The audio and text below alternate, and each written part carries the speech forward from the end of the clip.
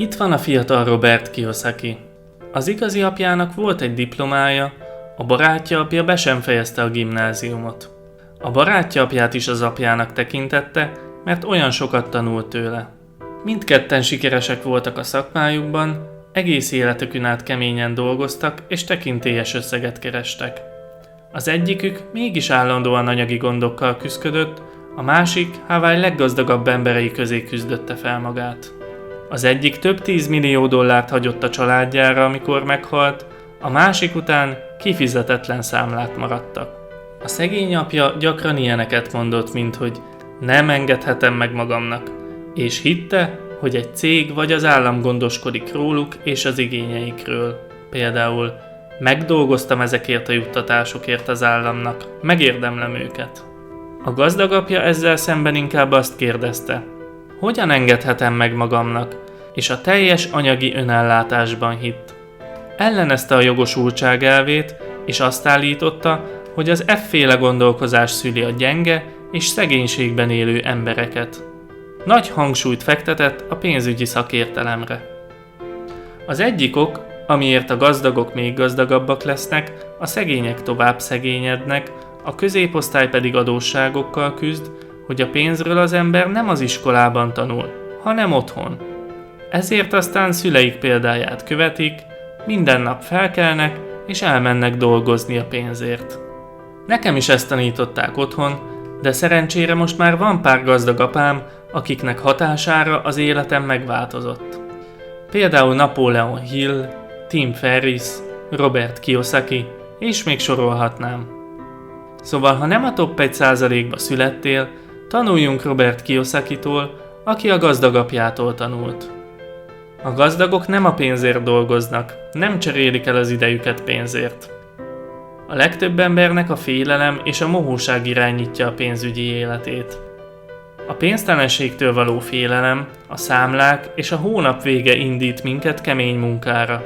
Azután, ha végre megkapjuk a fizetést, a mohóság ébreszti fel bennünk a vágyat, hogy megvegyük álmaink tárgyait, és már is kész a képlet.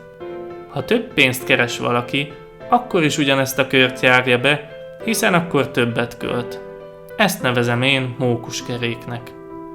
A legtöbb ember annyira lefoglalja magát ebben a mókuskerékben, hogy nincs is ideje megkérdezni, van más lehetőség? Én közgazdasági egyetemre jártam, mégis sokkal életszerűbb tanácsokat kaptam ebből a könyvből, mint a tanulmányaim alatt a tananyagból. Kiyosaki gazdag apja így magyarázza el ezt, mindenki számára érthető módon. Ahhoz, hogy kikerülj a mókuskerékből, ismerned kell a következő két szót. Eszközök és kötelezettségek. Az eszköz olyasmi, ami pénzt rak a zsebedbe minden hónapban. A kötelezettség olyan dolog, ami pénzt vesz ki a zsebedből minden hónapban. Minden lehet eszköz vagy kötelezettség. Ha van egy házad, ami 100 000 forintot hoz neked havonta, az eszköz. Ha elvisz havonta 100 000 forintot, az kötelezettség. Eszközök például az ingatlanok, amiket kiadsz, üzletek, jogdíjak, értékpapírok. Kötelezettségek például az ingatlanok, amiket fenntartasz, a ház, amiben laksz, hitelkártyatartozás, kocsi, telefon, nyaraló. Mindössze ennyit kell tudnunk. És most következik, hogy miért annyira fontos ismerni ezeket. Tényleg próbálj meg összpontosítani erre. A szegényeknek csak költségeik vannak, a gazdagok eszközöket vesznek, a középosztály pedig kötelezettségeket vesz, amiről azt gondolják, hogy eszközök. Összefoglalva tehát, gondold át, hogy mit csinálsz a pénzeddel, azaz, hogy eszközöket veszel vagy sem. És igen, végül, ha elég eszközt vásároltál, már nem lesz szükséged a munkádra sem. Ha nem így döntesz, mindegy, hogy mennyi bevételed van a munkádból, a kiadásaidat és a kötelezettségeidet hozzá fogod igazítani, és örökre a mókuskerékben maradsz. A barátaid lehet, hogy csodálni fogják az iPhone 7-esedet, és lehet, hogy gazdagnak nézel majd ki, de soha nem leszel valójában gazdag. Lényeges különbség a szegények és a gazdagok között, hogy a gazdagok a luxuscikkeket veszik meg legutoljára, míg a szegények azokkal kezdik a beszerzést. A szegények és középosztálybeliek gyakran vásárolnak olyan luxuscikkeket, mint nagy ház, kocsi, ékszer, új telefon, még egy új plazmatévé, mert gazdagoknak akarnak látszani. Az emberek a befektetés szó hallatán egyből bonyolult számításokba fognak, és olyan kérdéseket tesznek fel, mint például: mi lesz, ha pénzt veszítek az üzlettel, a befektetéssel, vagy az ingatlannal? De nem kérdeznek semmi efélét, amikor a második hatalmas tévéjüket veszik, ami egy éven belül értéktelenné válik, és minden hónapban plusz költséget termel. Inkább elvesztem az összes pénzem azon, hogy megpróbálok egy üzletet indítani, mint hogy még egy tévét vegyek, amire nincs is szükségem.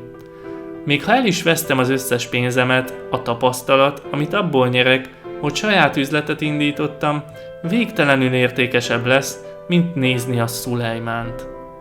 Itt egy másik probléma. Nem arról van szó, hogy mennyi pénzt keresel, hanem hogy mennyit tartasz meg. Ha azt mondanám neked, hogy fizetek 1 milliót, és levonnék belőle 999 000, őrültség lenne, ha azt mondanád, hogy 1 milliót kerestél. A fizetésednek több mint a felét elviszik az adók és járulékok. Egy átlagember januártól májusig csak az államnak dolgozik. Másrészről működhetsz az eszközoldalról, és az adód akár 0% is lehet. Sokan úgy gondolják, hogy egy cég az egy gyárat jelent, vagy egy nagy irodaépületet sok dolgozóval, pedig valójában egy cég nem más, mint egy dosszié tele papírral. A cég bevételéből adózás előtt lehet költeni, és csak a maradékból adózni. Ezzel szemben a fizetést még azelőtt megadóztatják, mielőtt kézhez kapnánk. Én például nem szeretném odaadni a pénzem több mint felét, amit vérrel és verejtékkel kerestem meg olyan embereknek, akik csak ülni akarnak a fenekükön, a tévétávirányítóval az egyik kezükben, egy zacskó chipsszel a másikban, és begyűjteni a segélyt. Ha tetszett, nyomj egy lájkot, és ha szeretnél még nagyszerű gondolatokat hallani sikeres könyvekből, iratkozz fel!